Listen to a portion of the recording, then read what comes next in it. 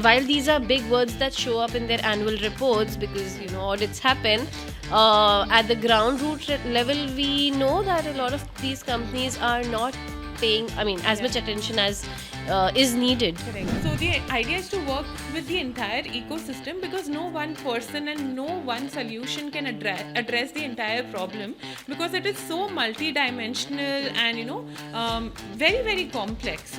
So one part is ensuring that a lot of women leaders get an opportunity, and the other part is that all of these women or male leaders understand the Completely. importance of Yes. sustainable. Impacts the confidence of women a lot. Universal financial advice that you would give to, say, people in their early 30s or late 20s, what would that be? One is start saving. And don't fall into the trap of the EMIs and the latest gadgets and all the branded, electronics and say fancy clothes. All of these because all of these things are now available on EMI.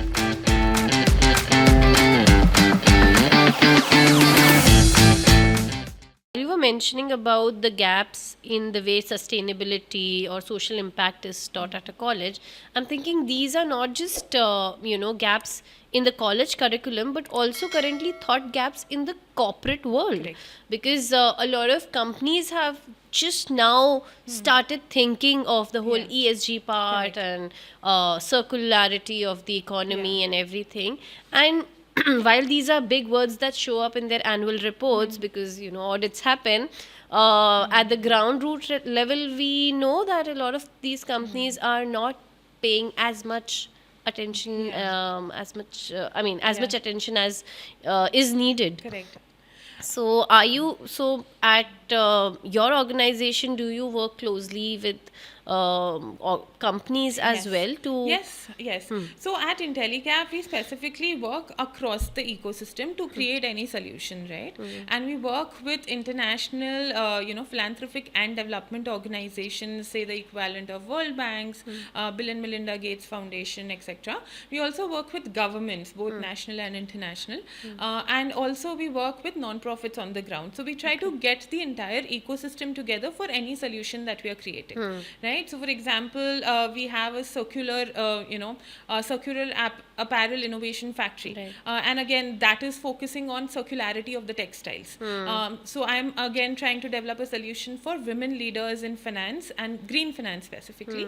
So then we kind of look at how we can work with the industry to eliminate biases. We can also work with the entire ecosystem of industry bodies and say philanthropic organizations, how they can have policies, processes, mandates which kind of promote more women in these leadership roles. And then we also work from an academic point of view with say hiring agencies where we are able to increase the supply of these women leaders at a senior to mid to senior levels as well. So the idea is to work with the entire ecosystem because no one person and no one solution can address the entire problem because it is so multi-dimensional and very very complex. So we will need to kind of take like a long-term systemic approach and work with different players across the industry. So one part is ensuring that a lot of women leaders get an opportunity, Yeah. and the other part is that all of these women or male leaders Yeah. understand the Completely. importance of Yes. sustainable packaging, Yes. sustainable Yeah. manufacturing, and then anything that basically they are Yes. doing, and it's Yeah. yeah, and they think twice about the impact it will have on the climate. Correct. So how do you convince these leaders who've been doing something for say decades in a certain way, and then we're now asking them to? It's not just Yes. about Yeah. companies, but it's Yes. about entire nations Correct. and countries who are still having a hard time to Yes. sort of think twice about their actions and the impact it will have on the environment. Yeah. So again, like I said, there is enough now. Like there is enough capacity building happening for all employees of an organization, say basic thing as posh, right? Now we're talking posh trainings are mandatory across all organizations, and we do this across all organizations, and which is gender agnostic, right? Simple things as ESG training or capacity building. So we've been working with, say, financial institutions and building their capacity for ESG reporting, compliance to ESG. How can they make their systems and processes more in line with ESG as well? And the idea again is not just kind of doing this for the sake of itself, but there has been enough, again, studies to prove that there's a very strong business case when you kind of comply to these norms, right? So for example, if you have women in leadership positions, it does result in higher profitability. Women entrepreneurs have given better IRR as well. But this is one aspect of the business case, which obviously is a case when, which compels people to make that change. But also looking at from a sustainability perspective, we see higher compliance to ESG, and there's a direct correlation between women leaders and compliance to ESG. Having said that, I think also just higher compliance to ESG, whether we have it by women leaders or male leaders, what happens is, because your governance and compliance is very strong, you don't face challenges with respect to, say, a child labor issue, right? And that is a part of your ESG requirement. So if your entire value chain is looked at very carefully, you are creating value for the company, for the society, and also creating or rather avoiding a lot of future lawsuits, right? Say if you have an oil spill, right? And there have been enough, again, examples in the media about that. But not having that, having right, checks in place will help you avoid that, right? And then there is no question of why you should not do it, right? You can take the example of solar energy again, right? When it came in, it was super high cost. Now literally everyone is kind of, everything is getting converted, right? And the cost has come down drastically as well. So I think it's just a matter of time wherein it becomes economically feasible as well, but obviously the benefits from a society and people point of view is higher. So coming to Abhiyan Wealth, Yes. you give out a lot of personal finance tips, suggestions. How do we multiply our wealth at an individual level as well, which a lot of people, not just women, I would say, but a lot of men also Correct. don't think about, or do think about, Yeah. but may not know the right way to sort of go about it. So, when did you begin this? What was the idea behind it? Yeah. What motivated you to start that? Yeah, so again, I would say, gender has been a central theme for everything that I work across. And there's this very beautiful framework, Indian framework, Arth, Dharm, Kam, Moksha, almost like the Yes. Maslow's theory, Yes. a hierarchy of needs. And Arth, which is the base, right, which is security, wealth, money, is what I saw was missing for a lot of women.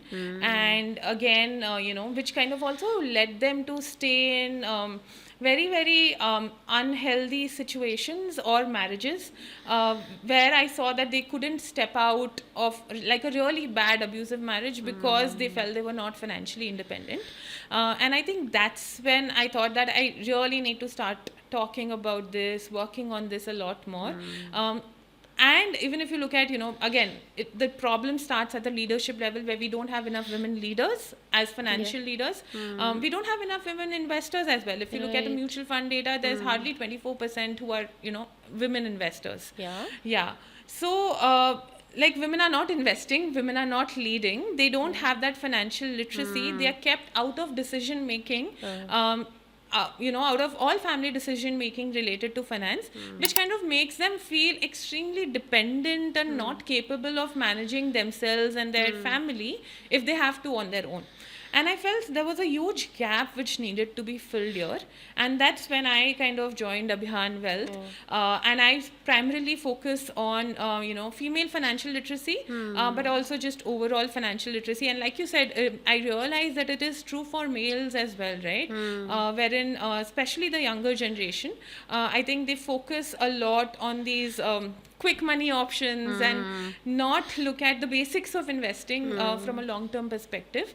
And that's where I work a lot on female financial literacy, overall financial literacy, and then also helping people manage their investments end to end. Right. Yes. Yeah, I have a lot of friends, and this is not coming from just one or two conversations, but so many friends who are doing great at their respective Yes. organizations, but all of their finances are being taken care of or are being invested by their male counterparts, husbands, or Yes. whoever So they it's are living always my husband will look at it, my father will look at it, my Yeah. brother will look at Yeah. it. And no matter how well educated they are, how well placed they are in their jobs, but we see this trend across. Yeah. And I think that really needs to change for us to be able to be confident about, like, you know, because wealth and your financial stability really is the basis of everything that you do in life, right? Yeah. And if you feel that you don't even have control over, say, your own house, or how are you going to manage your expenses if anything bad happens, you know, I think that impacts the confidence of women a lot. Yeah. And I think that needs to be addressed. Yes, absolutely. Yeah. So, if you have to give, say, a tip to a 30-year-old woman in, say, a managerial position at a corporate who's not yet thought about how she will invest her corpus Yeah. of whatever salary she's had till now Right. that she's built in her 20s, and it's all in the savings bank. So, what would your advice be to her? Okay. So I think first is just get enough basic knowledge, right? You don't have to like really get like understand every, you know, stock in the stock market. It's not required. Have a basic knowledge. I think don't be scared of numbers and maths. Yeah. And I think this is the first thing. Like First thing. everyone talks about, oh, I don't understand maths. Oh, I don't understand finance. And I think Yeah. everyone has like finance, I feel, and investing specifically is really, I think, one simple interest of compound interest, right? And that is like compound interest is basically your best friend in investing, right? So, and that we've all studied in our 7th standard, 8th standard textbooks. The only challenge is we've heard that and studied that in the context of loan. So we always think of paying off the loans faster because the interest is compounding. But we never think of, you know, investing earlier because that investing also compounds, right? And the loan is actually compounding at generally 8-9%, Yeah. whereas your investing, if you're investing in mutual funds, will compound at greater than 15%, Correct. even if you put in like, you know, benchmark index funds. So I think compounding at a higher rate for a longer period of time is where the magic of wealth creation lies. Right. And I would say if someone 30 years with a significant amount of corpus in their savings account, I would say start investing as soon as possible in mutual funds, equity, and again look at your overall financial goals and the timeline, right? So that is very important because people feel that investing in equities is like quick money. They want to like literally invest today, make it double tomorrow. That's not how it will work. Right. When we look at equity investment, we look at a time period greater than 3 years. Right. So anything which is for short term, if you have any short term goals of say education, marriage, whatever it is, that has to be kept in your debt instruments, which could be savings account, FD, etc. But anything long term, right, has to be moved to In an the market. equity to be able to generate those higher returns and be able to Right. beat inflation. Right. Because at Right. 7 to 8%, which is what we get in debt instruments, that is not even beating inflation, right? So for us to be able to create real wealth in the long term, Yeah. you have to have investments in equity and match that to your timelines and your financial goals. And usually the safest investment when it comes to equities is mutual funds. Correct. So, Correct. which is why it makes sense to Yes. sort of invest in mutual Yes. funds and then Yes. forget about it for the timeline Correct. that you've planned for Correct. it. Yes. And while a lot of people are fearful about these crisis situations like COVID came, Yeah, and now yeah. there's a war situation, and right now I mean, I'm hearing from a lot of people that there's war situation. So, do we keep ourselves invested? Do we Yes. take out the money? We are heading for a big Correct. trough or a downfall. Yeah. So, where do we go So from if you look at the last 40 years of data and both in debt and in equities market. Equity markets have gone through these phases. Every 4-5 years you have Yeah. something or the other coming Yeah. up, right? Sometimes you have COVID, sometimes you have, a global international financial crisis. You have situations where some of the largest companies are also kind of going down. And I think across all of these situations, and like a roller coaster ride, equity markets have given you Yeah. a 80x return over the last 40 years, Yes. which is almost a CAGR of 15% plus. Right. Right?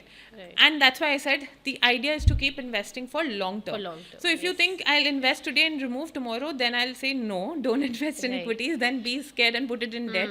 But anything beyond 3 years, there's a very, very low probability that you'll lose money or even make Correct. less than 8%. If you're investing in anything above 3 years time frame, that is going to definitely give you more than what you're going to get in debt. And that is exactly the reason why debt is going to give you a fixed return, because that is the minimum. Right? Right. So you have to understand these dynamics. And I think for long term, across, you can look at whatever data you want. For long term equities, mutual funds specifically is one of the best ways, because again, equities, if you buy specific stocks, you Yeah. will have to regularly track it. You'll Yes. have to study the markets and look at those individual stocks to make sure that you're going in the right direction. But in case of mutual funds, experienced team of fund managers Right. is actually doing this work for you. Right, right. When I started investing, I didn't really know about it, but had to. I started investing right after my first job, and because I was, scared of investing directly in the equity market, what I started doing is diversifying across a portfolio of mutual funds, Correct. where you're seeing, okay, this is Yes. this is a mutual fund which is in automotive sector, Yeah. or this is in IT sector, and so that is how I started spreading. I didn't know whether that was right or wrong, but finally could get like a 20%, 22% Right. Yeah. return overall, and I mean, I've still not taken it out, just lying there. But does it even make sense to do such a thing where you are anyway, chota amount you're putting across different mutual funds? Is it the right way to go? Is it wrong? I don't know. So, see, again, diversification is very important, but I would also say over diversification is not required. So, we've seen people who come with 50, 60 mutual funds in their portfolio. God, that's and too much. exactly. And So a lot of these, there will be overlaps also, there will be, right? right? Because they literally do have, and I've seen these portfolios where you have 5 different index funds. There is no need of it, right? So what I would say is have like a good break or a division between say a large cap, mid cap, small cap, a flexi cap, a multi cap required, but keep it limited to 5 to 7 mutual funds, and I think that's a good number overall. But more than that is not required, because mutual funds itself is an instrument which That helps you diversify, diversifies, right? Because they yes. themselves are already investing in so many stocks. Correct. And specifically again on thematic sectors, focus mutual funds. Again, every thematic sector, if you look at data, it will go down and up based on particular cycles. So if you're able to catch that wave, then it might give you a huge return, versus trying to keep in that same sector for the longest period of time. That often does not work. So we don't generally suggest thematic funds as much, but there can be times where if you're able to identify that a particular theme might do well, you might want to put like a certain percentage of bet in that sector. How much do you think an IIM tag or a degree matters in a world where knowledge is now accessible to almost everyone? The internet has become an open university. So, what role do you think IIM plays? And when you've hired people from IIMs, have you seen any positives or negatives? So I think there's no right or wrong answer here, Yeah. honestly. And I think it definitely is a great opportunity and a place for you to learn a lot of skills beyond just the regular theoretical curriculum. And I also feel that the IIM opens a lot of doors for you. The IIM tag opens a lot of doors for you, but after that, it's really up to you as a person, right? And that I think is very, very important, where you kind of get in your soft skills, get in your functional skills, and also look at how you are connecting and building relationships with people. Yes, so an IIM tag I think can only take you so far, right? But beyond that, what is really important is, are you learning continuously? Because often I've seen that, people feel that, oh, now I have an IIM degree, I'm done. Like I've achieved everything in life, which is not true. You have to learn really every day. And like you rightly said, a lot of knowledge is available openly. So the person who is learning might not be from a IIM or any well-known organization or educational institute as well, but they have like a vast amount of data, information, skills that they've learned and mastered over a period of time, and I think they'll go way ahead of, say, an IIM graduate who's not like willing to learn, right? And I have seen both, right? I have seen some brilliant people who keep on learning and learning both at their work, so hands-on learning, as well as just improving their knowledge and skills. And I've also seen people who feel that, I am a IIM graduate and I've arrived and I don't need to like learn anything else. So I think that is an attitude that people should not take. And I think continuous learning is very, very important. So I would say take IIM as a way or a place where you learn how to learn, right? And then continue that as a journey of learning across your career. So, if there was one universal financial advice that you would give to, say, people in their early 30s or late 20s, what would that be? So I wouldn't say there's one advice. I will have to say there are at least 5 very important pointers for you to keep in mind. Okay.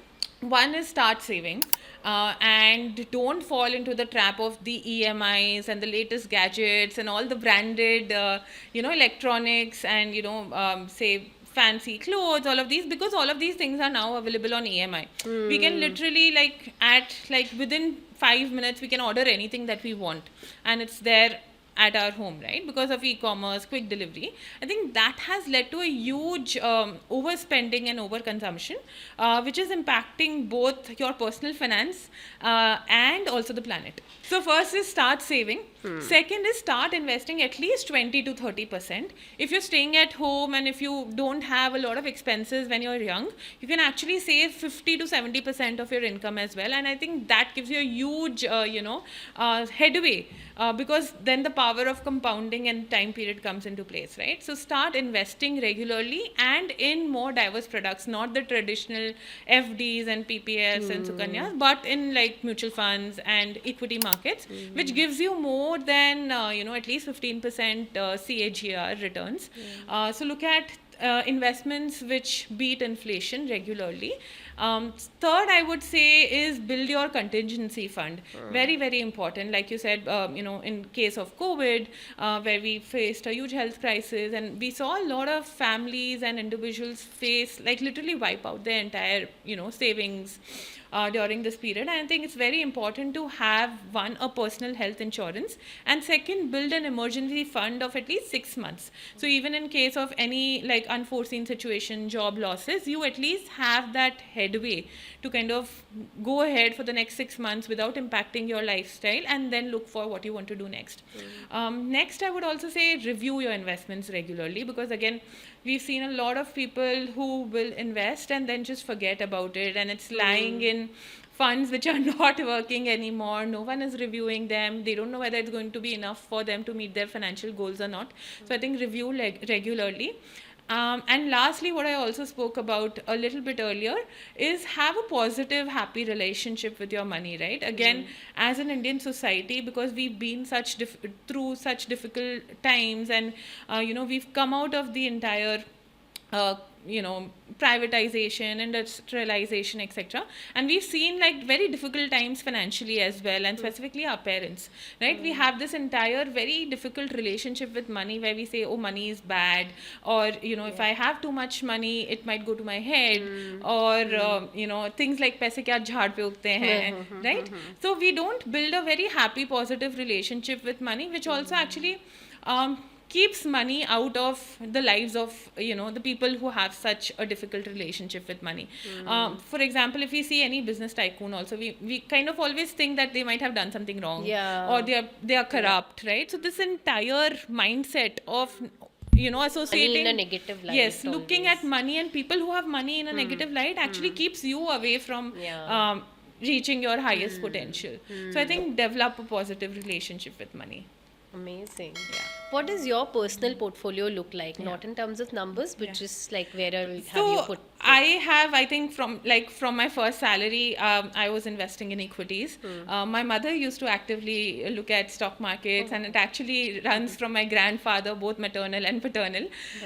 So I have like a huge portion of equities, but I would still say that my overall portfolio, if I look at it, is quite balanced with a mixture of, say, debt funds for my emergency, fund. I also have, as a part of diversification. So I have investments in gold, a little bit of jewelry. So it is pretty diversified in that sense, and I try to maintain my debt equity ratio, but a little heavy on the equity side, because again, I think that has a higher potential to grow. Right. And I've also started looking at unlisted equities now.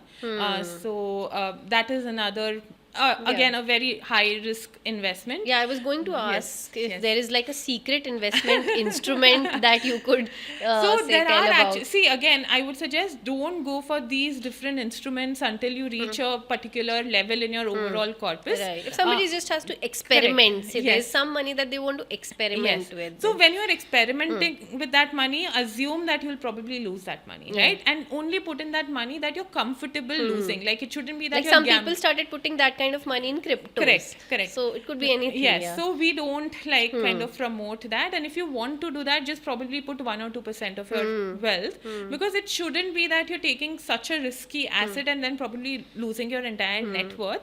So that's almost like a gamble, right? So I would suggest have a good balance across all assets.